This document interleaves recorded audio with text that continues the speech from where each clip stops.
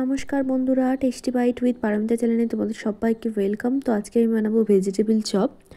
এখানে আমি 4টে গাজর নিয়ে নিয়েছি, 3টে বিট নিয়ে নিয়েছি আর 5টা আলু নিয়ে নিয়েছি। আলুটাকে আমি সিদ্ধ করে নেব আর গাজর আর বিটটাকে আমি ভালো করে গ্রেট করে নিয়েছি।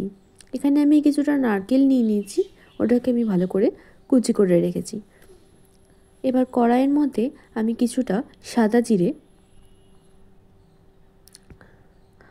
আর কিছুটা পরিমাণ ধনে দিয়ে এর মধ্যে আমি 2টো এলাচও অ্যাড করেছি। তো এটাকে দিয়ে ভালো করে ড্রাই রোস্ট করে নেব,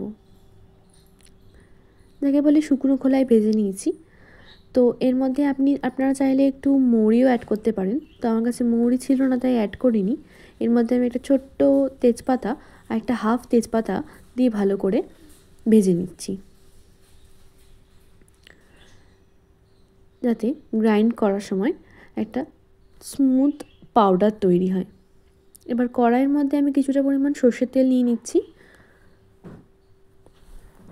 এর মধ্যে আমি কিছুটা চীনা বাদাম নিয়ে নেব, সেটাকে আমি ভালো মতো ভেজে নেব। তো আমার ভাজা হয়ে গেছে, এবার এটাকে আমি তুলে রাখবো।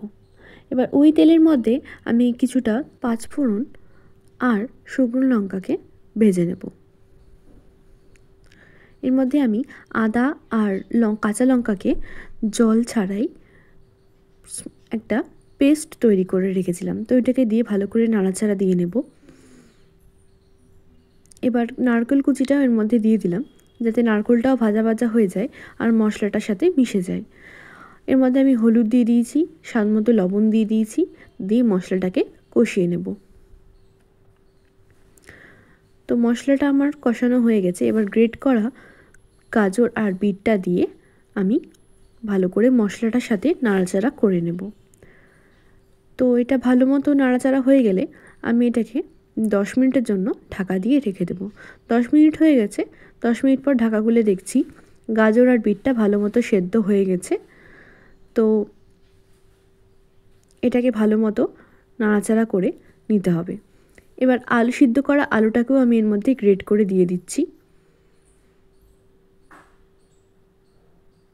এটাকে দিয়েও আমি ভালো মতো মিশিয়ে নিচ্ছি, যাতে একদম প্রপারলি মিশে যায়। আর মশলাটাকে একটু জলটাকে শুকিয়ে নিতে হবে। এর মধ্যে আমি ভেজে রাখা বাদামটাও দিয়ে দিলাম। এমন করে নাড়াচাড়া করতে হবে যাতে জলটা একদম শুকিয়ে যায়, যাতে বাইন্ডিংয়ে কোনো প্রবলেম না হয়। তো এর মধ্যে ভেজে রাখা যে মশলাটা ছিল ওটা আমি দিয়ে দিলাম কিছুটা। এটাতে দিলে একটা সুন্দর গন্ধ আসে আর খেতেও ভালো লাগে। আর এই শীতের দিনে তো ভাজা পোড়া একদম ফেভারিট বললেই চলে। তো এর মধ্যে আমি কিছুটা বিস্কুটের গুঁড়ো দিয়ে দিয়েছি, আপনারা চাইলে ব্রেড ক্রাম্বসও দিতে পারেন।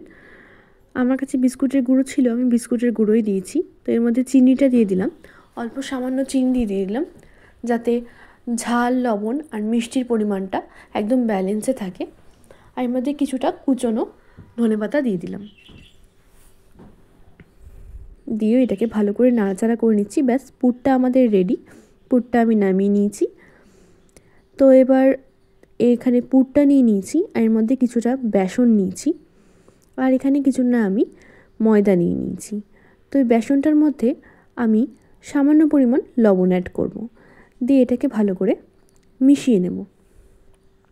মিশানো হয়ে গেলে এটার মধ্যে জল দিয়ে দিয়ে একটা স্মুথ ব্যাটার তৈরি করে নেব, যাতে গাঢ়ও না হয় আবার পাতলাও না হয়। এই যে এখানে আমি বিস্কুটের গুঁড়োটা নিয়ে নিয়েছি। তো এটাকে আমি ভেজিটেবল চপের শেপে তৈরি করে নিয়েছি।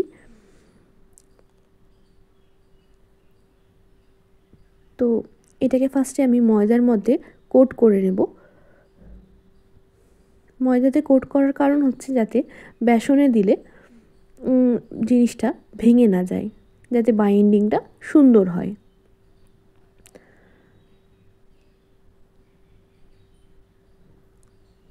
তো এটাকে আমি বেসনে ডিপ করে নেব। বেসনে ডিপ করে নিয়ে তুলে আমি এটাকে বিস্কুটের গুঁড়োর মধ্যে দিয়ে দেব,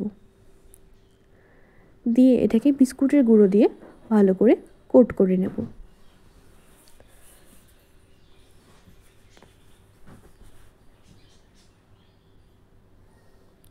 তো ব্যাস এটাকে আমি হাত দিয়ে একটা সুন্দর শেপ দিয়ে দিচ্ছি, ভেজিটেবিল চপের যেমন শেপ হয় ওটা শেপটা করে নিচ্ছি।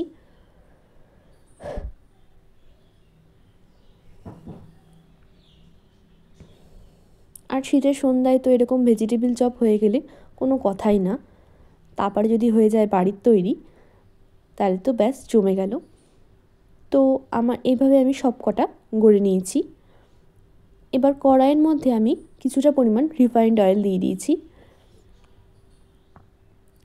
এর মধ্যে আমি আস্তে আস্তে ভেজিটেবিল চপগুলোকে ছেড়ে দিচ্ছি, যাতে এগুলো একদম গোল্ডেন ব্রাউন করে ভাজা হয়ে যায়। এবার এগুলোকে একটু উল্টিয়ে পাল্টিয়ে দিতে হবে, যাতে বাইরের কোটিংটা পুড়ে না যায়, আবার সুন্দর মচমচাও যেন হয়।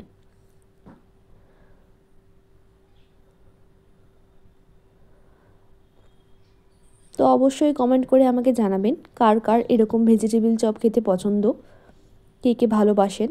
আর আমার রেসিপিটাও আপনারা করে বলবেন যে কেমন হয়েছে। তো আমি এটাকে কাসুন্দির সাথে সার্ভ করেছি, আপনারা চাইলে মুড়ি দিয়েও খেতে পারেন, মুড়ি দিয়েও ভালো লাগবে। আর এই রেসিপিটা ভালো লাগলে like, share, subscribe and comment করে দেবেন। আমি নতুন নতুন ভিডিও নিয়ে আবার আসবো।